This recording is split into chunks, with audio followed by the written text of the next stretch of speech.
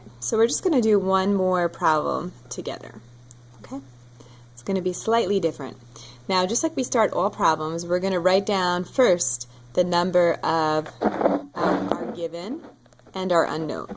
So our given in this problem is going to be 3.00 times 10 to the 23rd particles. And I'm going to abbreviate particles with a P. And my unknown here is going to be moles.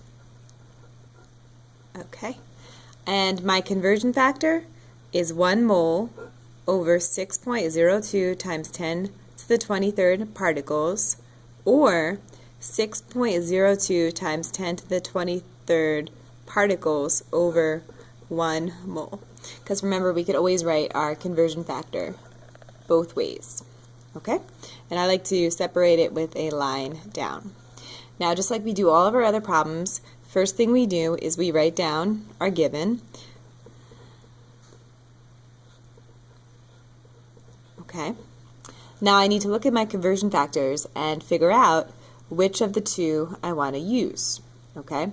Now if I've got particles in the numerator here, then I want to make sure I have particles in the denominator, because ultimately I want particles to cancel. So what I have on top here, I want to go on the bottom here. So I'm going to use this version of the conversion factor. So 6.02 times 10 to the 23rd particles. Okay. So then I multiply the top times the top.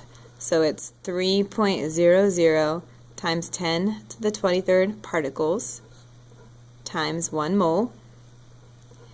And then remember, any number that's not in fraction form is over 1, so I multiply these.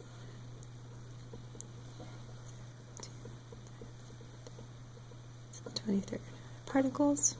Okay, and I'm going to end up dividing, and when you look, you can see it's going to be about 0.5, and I actually didn't pre-calculate that. So it's going to be 0.5 times 10 to the 23rd is going to cancel. Particles is going to cancel.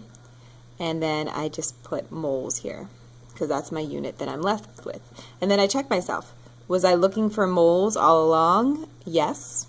Okay.